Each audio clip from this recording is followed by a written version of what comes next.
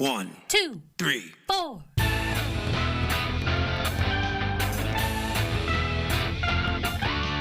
Monster movie. Fun time, go! Monster movie. Fun time, go. Monster. Movie. Fun time. Go! Monster movie. Fun time, go. With Precious D and Honeybee. Fun time, go! Hello and welcome to Monster Movie Fun Time Go. I'm Precious D. And I am Honey Bee. Welcome back, everybody. Today we will be taking a look at Beginning of the End. Or, as I like to call it, blah, blah, blah. Okay. I will explain why later. 1957 black and white, directed by Bert I. Gordon, starring Peter Graves and Peggy Castle. Budget I have is just ultra low. I don't know what the box office was.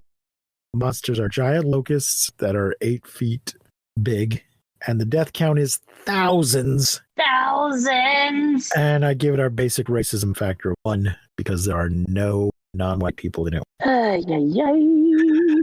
Gordon purchased 200 non-hopping, non-flying grasshoppers in Texas and then had problems bringing them to California. The agriculture department or somebody insisted on individually sexing each of them to make sure there were no females because I guess they would be an invasive species if they got out. They began cannibalizing each other and there were only 12 left by the time he started shooting. This movie is a direct result of the success of them, even going so far as to cast the brother of one of the stars of them, James Arness. As we mentioned in our Them episode, Peter Graves is the brother of James Arness. They never appeared in anything together, but Peter Graves did appear in a ripoff of his brother's better movie. So, damn it! That's like wanting Fruity Pebbles but getting Fruitios. Yeah. Well, and sometimes you cast an off-brand Sheen brother. Oh my god. Or Baldwin. Although I would say Baldwin. that James Arness and Peter Graves, well, first of all, they were using different names, so they weren't advertising that they were brothers. And I think they had fairly equal careers. One of them was not just disproportionately more successful than the other. Was to say Adam or Alec Baldwin and Stephen. You define your own success. Sure. So the movie opens. The movie at opens with Makeout Point. Makeout Point, 1 mile from Ludlow, Rantoul, 25 miles from Champaign. We're in Illinois. There's a couple making out in a car. Is that how you make out? Is that you? Yeah, I'm pretty sure you just like open mouth and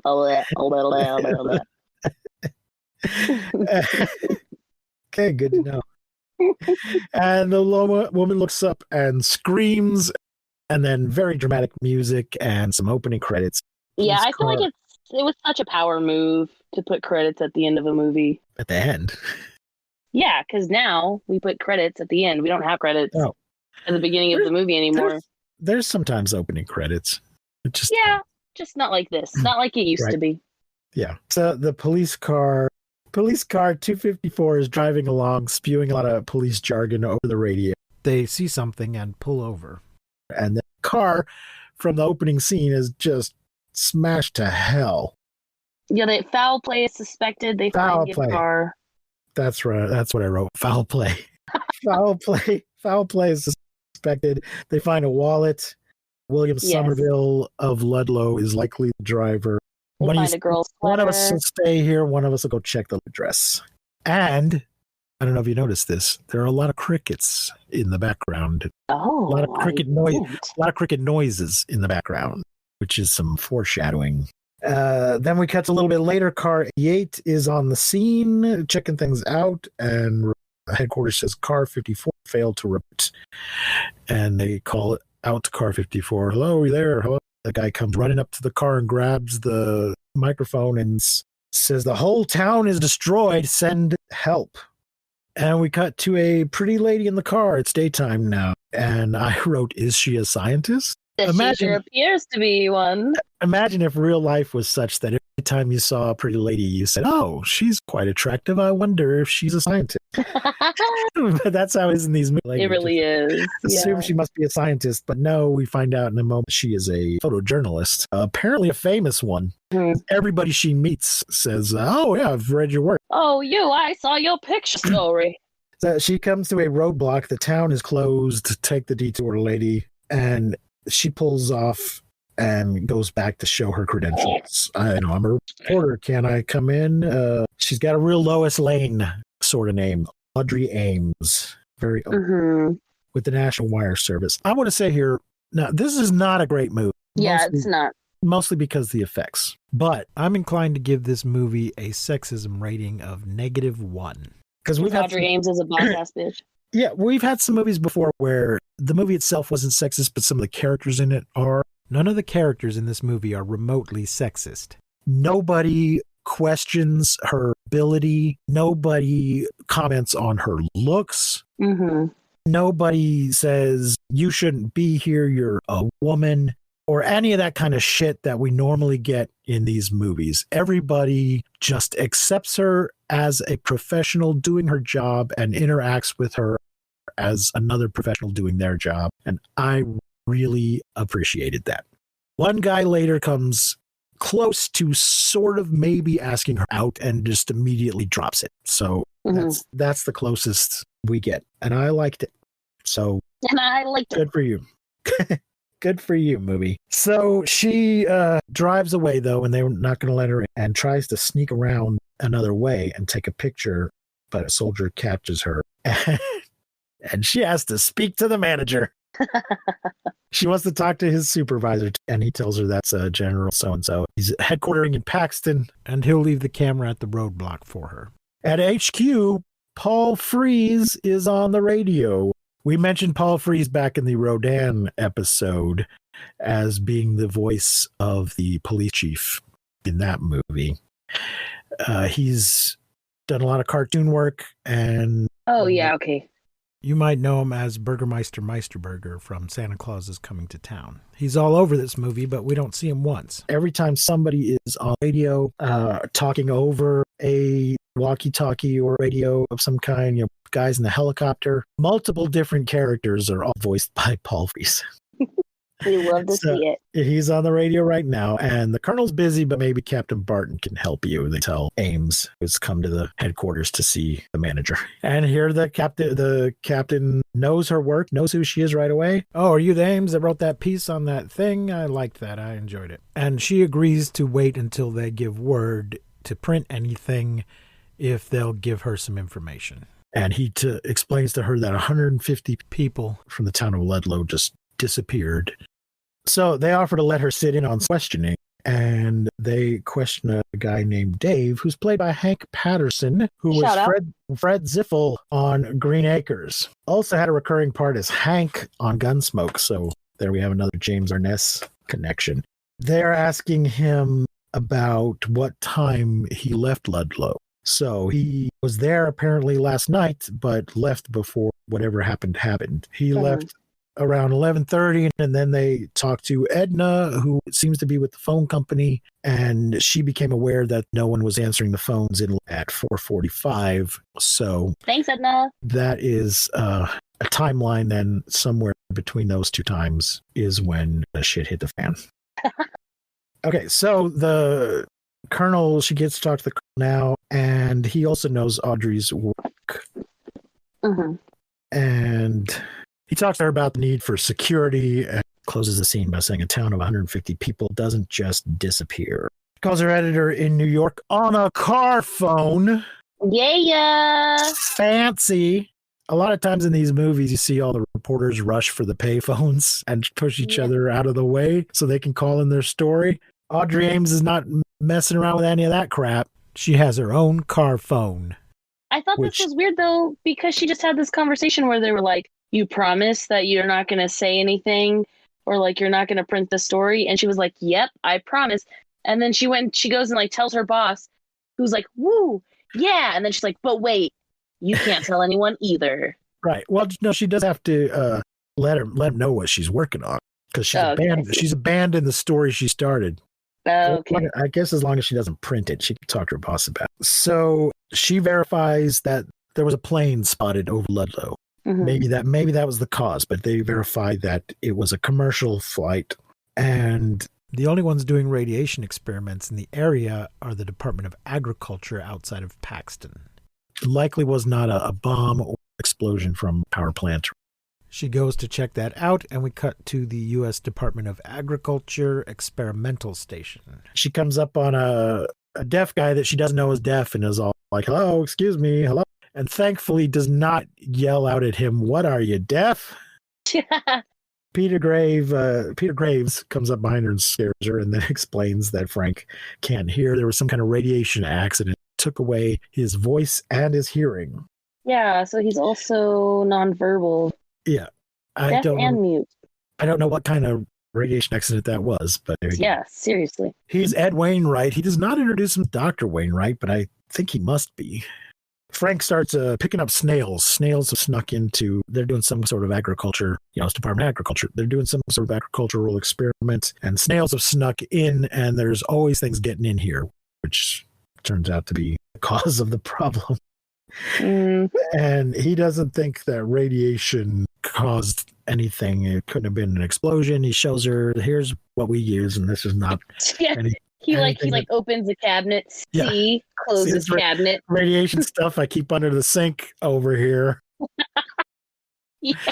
But they're experimenting with growing giant ass strawberries that are not edible at this point, but hopefully someday we will develop an edible version. And claims that radiation causes photosynthesis both night and day, which is why they can grow so big. But you could get the same effect by just turning on a grow lamp, and that does not cause strawberries to get that big. Right about here is where the movie starts just being like blah, blah, blah for me. Okay.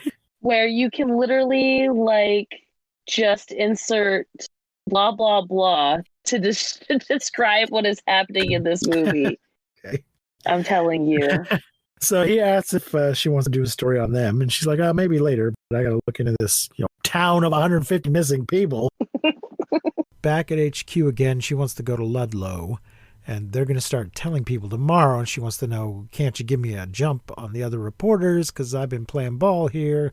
Come on, cut me a break. Help me out here. So Captain Benton takes her to see this town. It looks like a tornado hit, and I think it probably did. I think we're actually just looking at stock footage of a town. Oh, okay. Based on the budget of this movie, they did not go to the trouble to wreck any buildings. Yeah, or toys, I guess. they must have just gotten some stock footage of either the results of an atom bomb experiment or a tornado having trashed a town. Yeah, he does say, I hope you have a strong stomach, and then it's just buildings. It would. You need to have a strong stomach if there are bodies laying around, but there's not the people and everything, apparently, any sort of pets or anything gone. Mm-hmm. But then she talks a bit about her trauma. She seems to have a little backstory moment here. She has a few more of these also throughout the movie where it's just and now backstory. I mark the passage of time by all destroyed cities I've seen.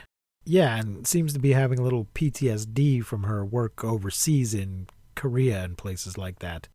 She mentions a couple of destroyed cities that she's seen. When they get back, this is where the captain almost hits on her, but not quite. But also, is he just actually recommending some self-medication? Because he says, a good way to forget your memories is a drink. I know a little place. And she says, how could something like this have happened? And sort of cuts him off, and he just immediately drops it. So maybe he is just suggesting you should just have a drink. You look like you could really use some whiskey there. Yeah. And then we go back to the research experimental station. Audrey's come back, and Ed seems happy to see her, but he's not a creep about it. And in fact, she wants him to take her to see the destroyed silo, which I don't remember anybody mentioning before this, but maybe they did. There's some silo that was destroyed a few weeks ago. She wants him to take her to see it. And he's like, I'm kind of busy right now. So if he was a creep like we've seen in these other movies, he would have jumped all over that. But instead, he's like, I don't know if I can do Why me? Right. Why are you Yeah. asking me? So I thought that was another interesting thing, that it's his goal is not to get into her pants. He's trying to do his job, and he'll Yeah. help her. He'll help her if he can, but he's being a professional and treating her like a professional. Maybe we could do it Mhm. tomorrow, but she manages to. Well, actually, Frank steps in and says we should do it. Yeah, she does And- try to like inflate his ego a little bit. Like you'll have a better perspective because you're a scientist, Yeah. not a cop. And Frank says something that is maybe flirty, but maybe not. That her lips are easy to read, so maybe that's a a Frank. comment on her appearance. But he doesn't. I mean, he's definitely Frank. mute, so he can't. It's hard. Shit. Maybe we mildly approach somebody flirting with her, but they do it secondhand through their interpreter. So they all go. It's how you live, baby. Shoot your shot. Interpreter, not. They all go. Get in the car and drive out there, and there's some chit chat along the way, and we You mean more backstory. more backstory, more blah blah blah. More blah blah blah. But we find out that Ed is also familiar with her writing. So there's some photo piece she did. He talks about every time he would see her photographic stories, that it would make him think about how sheltered they are. And she says, well, sheltered, look at what happened to Frank. So she's saying, even doing your job, you guys aren't sheltered. You're doing dangerous work too. Mm-hmm. They come to the silo and talk about how it looks like it was pushed out from the inside and how it was full of wheat, but now there's nothing left. And Frank notices the ground is barren, unusually so. We find out that Frank is a botanist, but Ed is an entomologist. And he notices that the ground is devoid of insects. And then we hear the sound and the bug. We get bug. So we see the giant locust, and this is 27 minutes and 17 seconds. And this movie, It's a grasshopper. yeah, when locusts are a breed of grasshopper, species of grasshopper. These are the worst effects I think that we have seen. I mean, definitely the worst effects that we have seen so far. It's kind of the same technique that was used in Tarantula, but just not done nearly as well. Yeah. It's all split screen and back projection and done very poorly. Yeah. Well, we watch it, so you don't have to. But the thing gets Frank, no. No. The two of them GTFO, because she's all like, no, it's too late for him. Let's get out of here. He's gone. You can't save him. And I wrote HQ Geiger counter. I guess they're talking about Geiger counters at HQ. Ed and Audrey come charging in. Well, yeah. Ed is on a first name basis with Colonel Tom, and he tries to tell him, hey, the problem is giant locusts. And some soldier reports that there's no evidence of an explosion. But The they're next thing trying. I have is he's saying, you bred these things? And he's like, accidentally, yes, blah, blah, blah. So they tell him about the giant locusts and sort of explain that it maybe is Ed's fault. Yeah. Whoopsie. And they also mention that guns were found. They've been fired. And Ed keeps trying to tell him that some of these locusts are 8 feet tall and bigger, and one of them killed Frank. Colonel is not listening. And yeah, then says, you bred these things? First he said, I don't believe what you're telling me. And then he says, you bred these things? We saw them. And again, they bring up flying saucers. These movies talk about flying saucers, but there's never flying saucers in them. People see all kinds of things. They see flying saucers. They see. We saw Frank die. Yep. It must have eaten the grain from the raided silo. So finally, the colonel says, all right, I'll go out there with 10 men and we'll look around. And they go back out there, and there's no body because the locust ate it. So they go they go into the woods, and the soldiers are joking around about the situation. And one of the guys says, these days the atom gets the blame for everything. Bad health, bad weather, now it's grasshoppers. Okay. Not sure that's true, that the atom gets the blame for everything, but sure. And then we hear the sound. Another grasshopper shows up. Shoot. The sound. The sound, it sounds like a ceiling fan might sound if you were having a bad trip and you stared at it long enough. It's like I hated the sound. I'm sorry to hear that. Yeah. So Anyways, pew, pew, they pew. they make a fighting retreat. Guy in the truck gets on a bigger gun, and Ed shoots too. He did mention during the backstory that he had been in the military, Yeah. so he picks up this gun and knows how to use it right away. That's There are some really funny camera angles right here where it's like there will be like a close up of the grasshopper or the locust's face. You know, and it's like a close up of his face, and it's kind of like a wiggly camera, and then it goes to like the person's face that's supposedly like in front of him, and it's just like a close up of like screaming "Ah!" face, and it's hysterical. It's gold. So they get back to HQ and they're talking about a plan, and Ed's telling them, "You don't have enough men. You need to call a regular army." And where do I get off? Where do you get off? Excuse me? They think somebody says to somebody, "Where do you get off?" Telling me how to In the bathroom, something. like a normal person. Stop. Fruitcake? Basically, you don't know what you're talking about. Don't tell me how to do my job. So they think they can handle it. And they don't need to call the. Oh, where do I get off calling the regular Army. I love colonel these was- circles that you talk yourself in. The colonel is saying, "Where do I get off calling the regular army and telling them it's giant grasshoppers?" Well, maybe it's the fact that it's actually giant grasshoppers, but he thinks they'll lock him up if he tells them that. Never mind that, it's actually happening. Audrey and Ed discuss the situation and decide to go over the colonel's head to Washington. Do you want me to tell you how the conversation went? How? It went like this, like, I'm going to Washington, blah, blah, blah. I'll go with you, blah, blah, blah. Annihilation, blah, blah, blah. Annihilation, blah, blah, blah. Annihilation, the beginning of the end. That's pretty much what I wrote down. Annihilation, the beginning of the end. But yes, we get a title line here. From Ed. Oh, the title line. And they go to Washington, and we get a film presentation. Yay! Is this the fourth one? That's another stat I need to put on. I think so. So I think it is 4. Apart from my notes, for each of these films, I have a little paper I fill in where I put the title and the year and the budget and the box office. And I have death count and Wilhelm count and racist factor.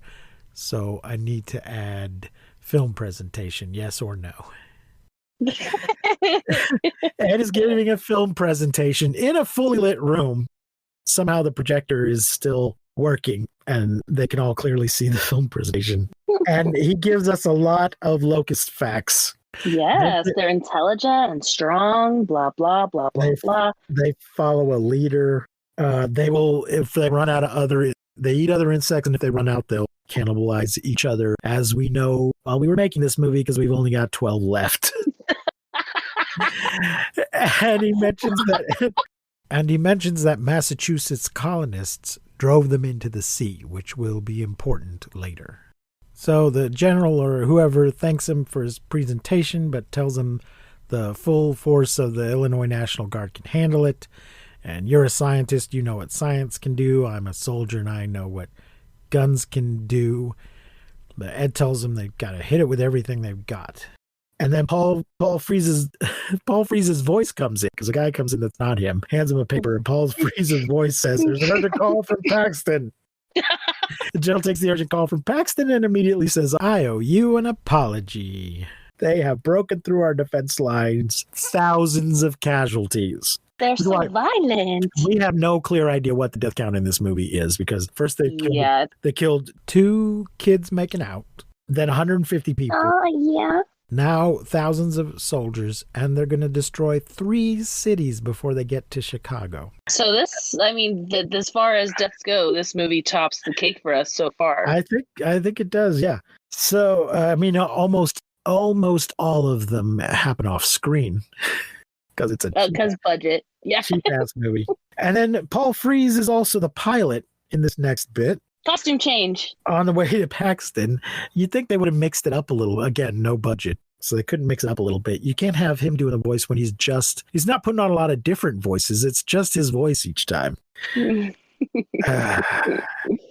But a pilot is on the way to Paxton, and he can't land. Paxton is overrun. Yeah, these locusts are just laughing at these people, like just basically like flipping them off. Yeah.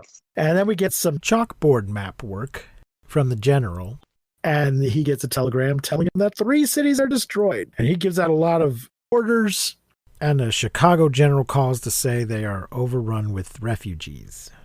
Ed's been testing pesticides, but it didn't even slow them down. And a newspaper asks us, is Chicago next? And at this point, Audrey, our consummate professional, comes in wearing an incredibly inappropriate dress, I feel. Did you notice? Because of the cleavage? Yes. Because it just had the cleavage cut out? Yeah, well, the thing is, if it had just been a low-cut dress, I think it would have been less inappropriate than this cutaway. She comes in wearing this black outfit that has a little cutaway section showing off it's cleavage. like a little cleavage window. I loved it. Sort of a power girl. Yes. Open. Work. It looked nice, but it was more of an evening wear kind of thing. I thought, not a business. Yeah. Yeah, not for this meeting about how the world is about to end. Yeah. I mean, if you're gonna die hot, I guess, whatever. Oh, have you seen her shirt? Actually, the reason why I knew what shirt you were talking about, or what her dress, is because it reminded me of there's a new Rihanna Fenty lingerie show that came out on Amazon last week, and it is incredible. It's super inclusive. The shirt reminded me of a few of the pieces, but the whole show is incredible. It is your 2021 fashion show. There's women of every size, every color. There's a hairy woman. I was like, get it, bitch. There was a disabled woman. It was super awesome. But yeah, this shirt kind of reminds me of this line that Rihanna just put out. It's a Fenty line. It's amazing. So watch it. I did not see that, but I will take a look later. Oh, please do. Oh, and there was a pregnant woman. Okay, I'm done. Okay. Eat my ass, Victoria's Secret. Okay, go ahead. So Ed tries very hard not to look down her dress while he talks to her. And mostly succeeds. And asks her, weren't you supposed to go back to New York? And she says, I was, but I wanted to stay. And he says, come through my window. He says it's too dangerous, but I'm going to give him the benefit of the doubt and say it's not because she's a woman, but because she's a civilian. Because they've been doing a good job so far. Yeah, and if the titty window doesn't prove it. But I do think this is also just showing it's a very tepid romance, but they're trying to hint. They're just trying to show us that he is concerned for her safety, I think. But this is possibly, we've had some pretty tepid romances. The one in them was pretty cold to lukewarm. This one might be even more so. Yeah. Is this just another way of copying them? We have to put these two people in it who seem attracted to each other but don't do anything about it. I think in them they actually went on a date because they did the interrupted date bit. Yeah. These guys don't even there's not enough time. These locusts are tearing shit up. No time for dating. But it really is too dangerous though. Maybe she shouldn't. And yeah, here I wrote boob window worse than low cut. You wrote what? Boob window worse than low cut. And then Ed misquotes the Bible when he says something about the beasts inheriting the earth. Oh, Ed, come on now. It's the meek who will inherit the earth, not the beasts. And we got the news guy telling us about how unlike your normal enemy, these creatures give us a high-pitched screech to warn of the attack. And it will get higher and higher pitched until it reaches a peak, and then they attack. And just as he explains this, back at HQ, we hear the screech and cut to some stock footage of panic in the streets. It has to be stock footage because there's no way they hired any extras to run around the streets. The army fights, stock footage of tanks and planes and helicopters. With their tanks and their bombs and their bombs. And apparently the locusts are well enough organized attack in a spearhead formation to try to breach the line. And the news tells us that they've reached the Chicago South Side and suburbs, and I wanted to know where is Leroy Brown. If they're on the south side of Chicago, they need to look out for bad Leroy Brown. Baddest man in the whole damn town. And a guy in a helicopter, I think it's Paul Frees again, tells them to keep calm and take shelter in basements, which I think is a great t-shirt idea. You know, like this keep calm. Yeah. Keep calm and carry on. And there's all these variations. Keep calm and call Batman. I think we need to make a keep calm and take shelter in basements. Oh my gosh, I am so down. If you guys want a keep calm and what is it? Take shelter in basements. Take shelter in basements. Sure, let us know. Sure. But there's a lot of panic. Paul Frees in the helicopter. It's a little two-man helicopter. He keeps telling everybody, do not panic, but there's lots of panic. Lots of panic. And here's where we get our first cheapest effect in the world, where the grasshoppers climb up a still photograph Of a building. Oh yeah, it's bad. It almost works until at one point one of the grasshoppers steps on the sky. Yeah. Because he steps off to the side. And I think there's a point where they've cut out along the top of the building, so it looks like the grasshopper's coming over the roof. But yeah, it's a pretty bad effect. And It really is, especially the color of, you can just tell the color of the grasshopper contrasted to the color of the building, that it's just an image. Yeah, and I'm sure if we studied and see that the shadows don't line up properly or anything. Yeah. And then we get a King Kong bit. Yay, the girl in the window. Yeah. Oh, you're giving it a yay? I'm giving it a god damn it. Ah, But yeah, there's a lady in a towel drying her hair or something, and the grasshopper peeks through the window, and then it crashes through and gets her, doesn't it? yeah, Yes, because I wrote down it's a really good window because she can't hear anything until he breaks it, and then the screeching sound comes through. And is she in a towel, question mark? Was she Yes. nudie? Well, I mean, we And- don't see. She's wearing nothing but a towel, and Yeah. possibly a second towel on her head. But no, we don't get any. It's on there pretty securely. Well, of course. At HQ, the general has sent for Ed and Audrey to tell them that the locusts have stopped their advance, and Ed explains that when the temperature gets below 60 degrees, they stop moving. But don't try to go in and just kill them, because if they're provoked, they'll. Start moving again. The general wants to drop an A-bomb tomorrow. And asks if it's possible that they'll die during the night, but Ed tells him it won't get that cold. It needs to be below 14 degrees for 24 hours for them to die from the cold. And he suggests driving them, or Audrey says something that gives Ed the idea to drive them into the ocean. Oh, no, Audrey says, can we drive them into the ocean? And Ed says, why not drive but attract? If we could reproduce the call, it would draw them into the ocean. The general asks him, what do you need? And he needs a lot of stuff and a live giant grasshopper. Blech. You want to take a break? Yeah, let's take a break here and get a word from our sponsor.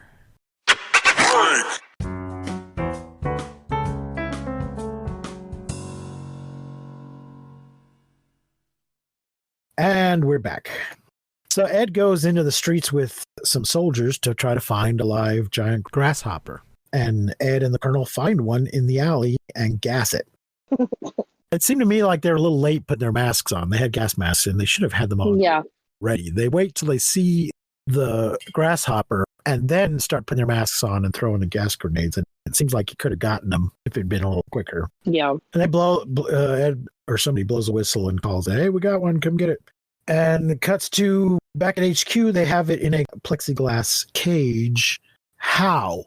This thing, it is huge. This thing is huge. Way too big to Yeah, how'd you get it in? way too big to fit into the freight elevator or to fit through the doors or down the halls. But they've somehow built this thing, and Fortunately, it's one of the smaller ones. they also mentioned we put up this cage in a hurry, and it's maybe not too stable. So great.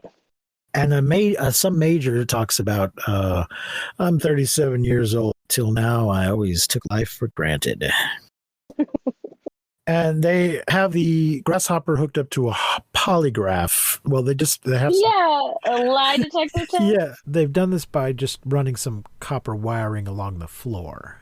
So the grasshopper stands on it. They did not put little clips on the tips of his fingers or anything. Like, is your name the locust grasshopper?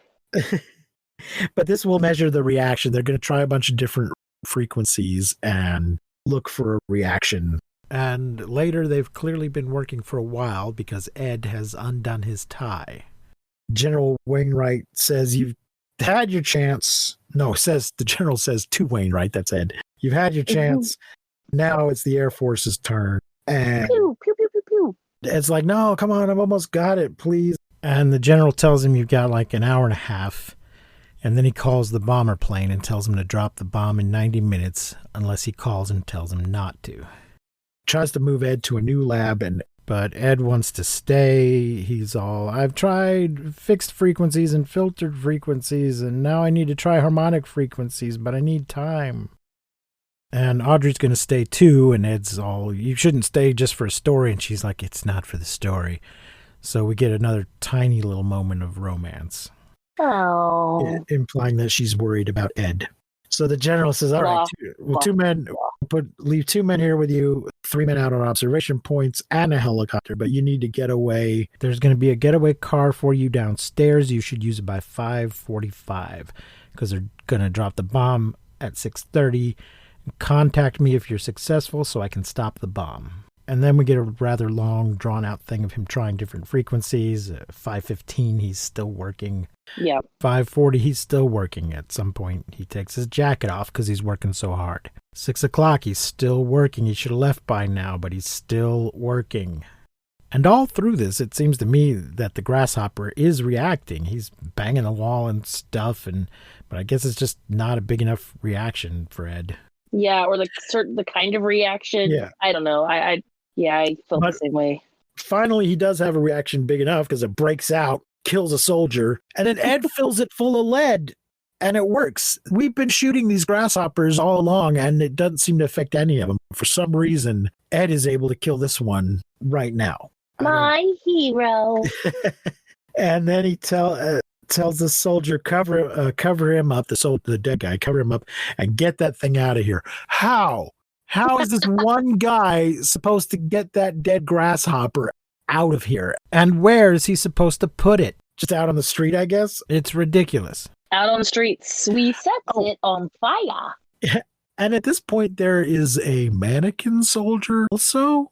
Did you notice this guy? So he said he was leaving 2 guys, right? One guy is dead. The other guy is moving around doing stuff. And there's another guy, a third guy, who's just standing there. And he's not moving at all. And it looks to me like he is a mannequin. Oh my God. How did I miss this? Was he there all the time? Is this some sort of display that they have? Or like a recruiting mannequin or something? I don't know why this guy was there. It was really weird. But he doesn't move at all. Oh my gosh. I think he's just a mannequin. Oh man, I did not notice. Yeah. Jesus. So he calls the general, tells him to call off the strike. And he does, and then calls Ed back, and Ed says, get out on that boat, and I'll be your Pied Piper. So there's a speaker on the building that will lure the locusts to the building, and then the plan is they'll turn that speaker off and turn on one on the boat, which will lure them into the water. The observation posts will confirm when they're all at the location. Post 2 calls in from the Art Institute. Post 3 calls from the top of the hotel. Post 1 hasn't called in yet. Where are you? What are you doing? And he says, I'm in the middle of it. They're all here. And Paul Frees is in the observation copter. I guess it's the same copter from before when he was telling people not to panic. General says the boat's not ready yet. And Ed says, I'd really like to start. And General says, I don't think you should, but I really want to. Okay, fine. We get a shot of the corner of Whacker and State, which I just found to be an amusing corner. The locusts are coming down the street at Whacker and State. And they climb the picture again, and the guy in the hotel gets it. The guy on the hotel roof gives not quite a Wilhelm scream. And This confused me. The guy on the hotel with his binoculars. How are you on a hotel with binoculars looking around and you do not know that there is a giant grasshopper coming up to get you? He's just looking in one direction, not panning around. Ay. And this is where we see one of the reach out like Jimi Hendrix. Excuse me while I touch the sky. Excuse me. Jimmy kisses the sky, I guess. Grasshopper touches the sky. And the boat's ready as soon as they get clearance from the observation posts. They tell him you need to hold off a little longer. The locusts are not quite there. So Ed and the soldiers shoot the locusts out the window, and the locusts... the director tilts the picture in order to make the locusts slide down the building when they've been shot. That is how the effect is done. They finally get the all clear. There's more shooting. Audrey turns off the sound. The boat turns on its sound. The helicopter reports they're swarming into the water, climbing all over each other to get into the water. And we can see just a little bit because there's only 12 of them left by production time. So we get a rather anticlimactic. Yeah, but it's awful. Oh, that they're actually being drowned? Or? Yeah, that you can. This is the only part of the movie that looks realistic because it is. Many locusts were harmed in the making of this motion picture. But it's kind of anticlimactic. It goes pretty quickly. And then the general says, head for shore. And we get a very chaste hug between Ed and Audrey. Gee, mister, you're really strong. There's not a kiss, not even a kiss on the cheek or the forehead. Just a very wholesome hug, and then a quick cut back to the boat, and then the end. Well, dude, they hug, and then they like take a moment to like stare at each other, and then hug again. Yeah. So I guess they start dating. Or he might just shake her hand and say, well, it was nice working with you. I look forward to reading your write-up in the paper of our adventure. Yes, because he is a fucking gentleman. That's right. She's going to have to make the first move. I think she was trying to tell him something with that dress. So that was beginning of the end. Blah, blah, blah. There was so much information in this movie that was just like, so I keep forgetting to institute a ratings system. On a 5-star scale, how many stars do you give this movie? Like all together, like all the way around, just as a movie? Yeah. Maybe, I don't hate it as much as I've hated other movies. Okay, so 1 star is I hated it. 2 is I didn't like it. 3 is it was okay. 4 is I liked it. And 5 is I loved it. Okay, I'm going to say this is like a 2.4. Okay. Yeah, I think I'll give it a 2. And mostly because of how Audrey is presented. Nice. I think I might have liked it much less if there was a bunch of creepy behavior like we've seen in other movies. Yeah. So I guess that's all we have to say about that. And done. And scene. Well, yeah, wasn't that good? No. We watch it so you don't have to, you know? Yeah. And here we are. Oh, and here's something I always forget to do is talk about what next week's movie will be. Stay tuned for next week's episode of Monster Movie Fun Time Go. It'll be The Black Scorpion. What year is it? It is also 1957. 1957, we will have the Black Scorpion, the Deadly Mantis, and the Giant Claw. Thank you for joining us. Remember to take shelter in basements, and we will not see you, but you will hear us next time on Monster Movie Fun Time Go. Monster Movie Fun Time Go. You've been listening to Monster Movie Fun Time Go. If you enjoyed the show, please rate and review us on your podcasting platform of choice. Our theme song is by the Texacato Folk Rock Punk featuring Lita Lopez. You can support the show, find links to our social media, and even leave us a voice message at anchor.fm/MMFTG. Fun Time Go.